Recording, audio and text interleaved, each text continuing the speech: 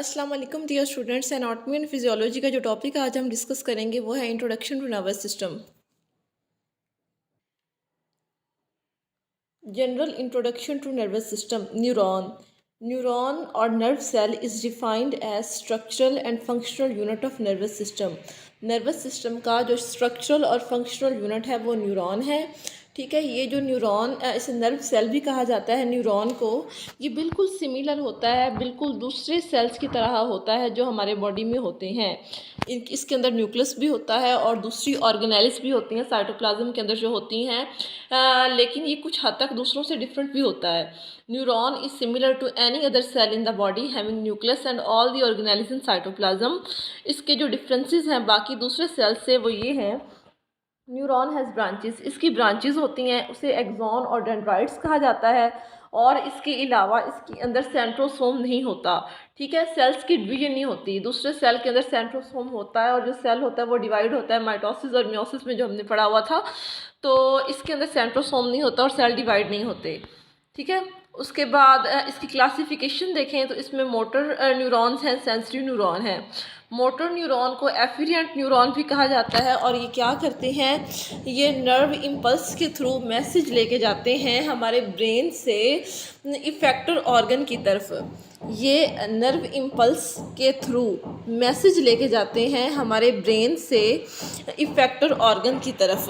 Sensory neurons ऐसे neurons होते हैं या ऐसे सेल्स होते हैं जो इफेक्टर ऑर्गन से नर्व इम्पल्स के ज़रिए दोबारा ब्रेन तक लेके आते हैं मैसेज।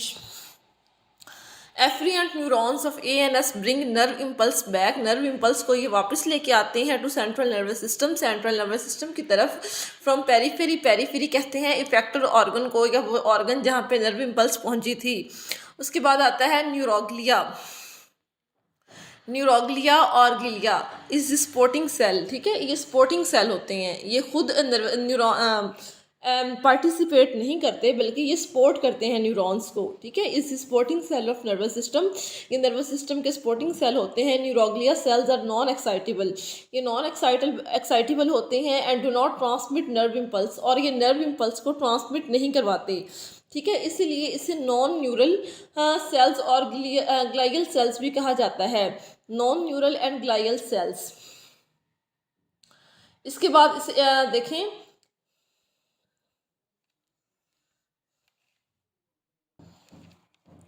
नर्वस सिस्टम का जो बेसिक यूनिट है, ठीक है, वो न्यूरॉन है। स्ट्रक्चरल यूनिट भी है, फंक्शनल यूनिट भी है, वो न्यूरॉन है। न्यूरॉन की ब्रांचेस होती हैं जिसे एक्सॉन और डेंड्राइट्स कहा जाता है। न्यूरॉन की अगर क्लासिफिकेशन हम करें, ठीक है, तो इसमें दो तरह के न्यूरॉन्स हैं। ठीक है, मोटर और एफिरेंट न्यूरॉन्स है, सेंसरी एंड एफेरेंट न्यूरॉन्स है। मोटर और एफिरेंट न्यूरॉन्स वो वाले न्यूरॉन्स होते हैं जो नर्व इम्पल्स को सेंट्रल नर्वस सिस्टम से लेके जाते हैं ऑर्गन्स की तरफ, और एफिरेंट न्यूरॉन्स जो हैं ये नर्व इम्पल्स को वापस लेके आते हैं सेंट्रल नर्वस सिस्टम के पास। न्यूरोग्लिया स्पोर्टिंग सेल्स होते हैं और ये एक्साइटेबल नहीं होते, नर्व इम्पल्स को ये नहीं ट्रांसमिट करवाते, नर्व इम्पल्स इनके थ्रू नहीं ट्रांसमिट होती, ये जस्ट न्यूरॉन्स को सपोर्ट करते हैं। इसे नॉन न्यूरल सेल्स कहते हैं और इसे ग्लायल सेल्स भी कहते हैं।